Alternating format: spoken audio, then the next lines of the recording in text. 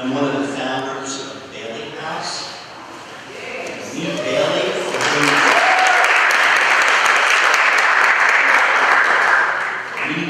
Bailey, for whom Bailey House's name was a chaplain at Bellevue Hospital. He got a heart attack about 4 years after we started. We started in the summer of 1983. And it was basically a group of very small clergy, along with, I would say blue-collar gay activists in West Village. It was a very unique assortment of people that got together, people that ordinarily you would not expect to be together. Some of our earliest fundraisers were in the sex industry. We had a fish bowl down Sheraton Square in West Village, and that's how we first became to get money. We'd be there at this fish bowl.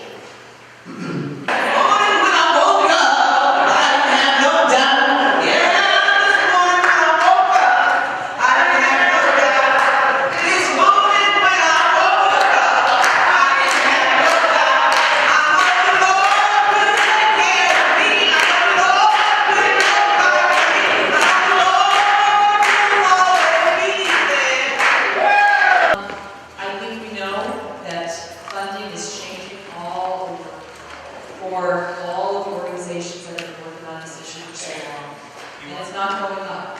Funding is going down, which is all the more reason why we must continue to gather together. This is a time where we are so much stronger together than we are alone. And we move into a whole new era of education around HIV and AIDS. We have a lot of work to do. It's different work than it was 25, 30 years ago. It's as important work. And I just thank you so much for coming out on a really cold day and being here to work together for such an important ministry.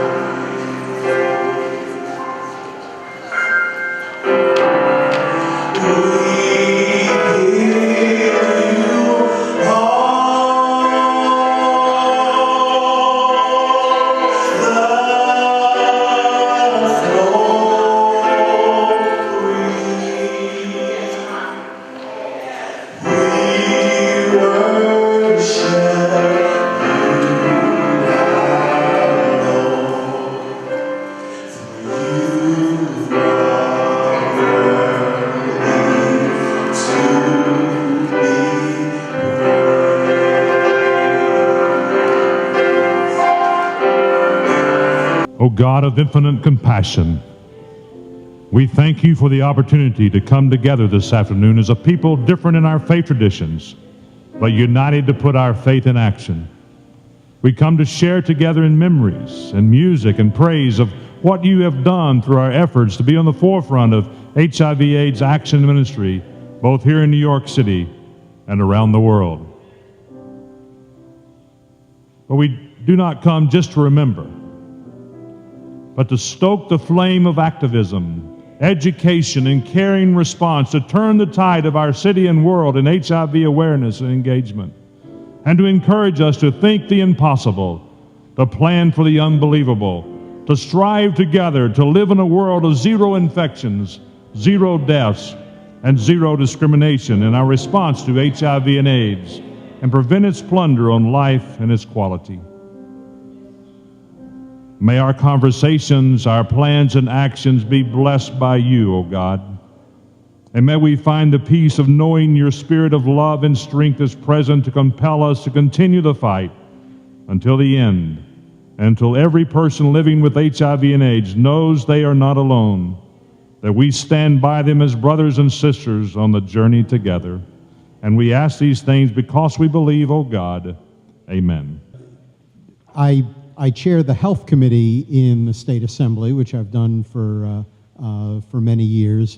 And from the very start, and even before I became chair of the committee, HIV has been one of the major things that I have worked on and dealt with it because it affects so many people and has for over 30 years now, affects not only the people who are HIV positive, but their families, their loved ones, and the whole community. And the resources that are needed affect the whole community. And you know, there is really no part of our communities, and for those of us in government, really no part of the services that the government organizes and pays for that doesn't relate very directly to HIV. You know, you might think, you know, something like elementary schools. Well, elementary schools are affected by kids whose parents are HIV positive. Whether young people grow up with the concern and respect for themselves that will keep them HIV negative and keep them concerned about themselves, to know their status and to get services and treatment. You know, like so many other things, you know, that's what we learn in kindergarten. So everything that we deal with is affected by and has an influence on the HIV epidemic. Hello. My name is Marion. I ain't no Bible beater, but I am a believer. I did something I realized maybe wasn't the right thing, but you have to understand, I made a choice. I just want to thank you for letting me be your secretary. And it's been a privilege these last 5 years to work on behalf of all of you and all of the people that are here and not here.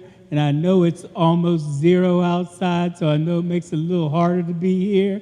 So those who brave the cold, I want to say thank you very, very much. The first thing that we want to do is, as we were looking at today, and as we worked with everybody and we talked about what we wanted to kind of achieve a little bit today, we said that we wanted to sort of be able to go over our history and to be able to look at where we've been and then maybe talk about where we can go as we move forward. And we are the faith group of New York City, Faith in Action. And even if there's only 100 people in the room, we probably reach many, many more people by the stories that we tell, by the things that we do during the summertime when we do that week of events that we do during the summer. And our website is fuller and fuller. Our Facebook page gets fuller and fuller. And it's a lot of fun to see the growth that we've been able to accomplish between the community of faith, the CBOs, and the New York City Department of Health. I think that the three of us have really come together quite well. So I say give yourselves a round of applause. And I also want to thank all the volunteers, because you know what, we ain't got no money.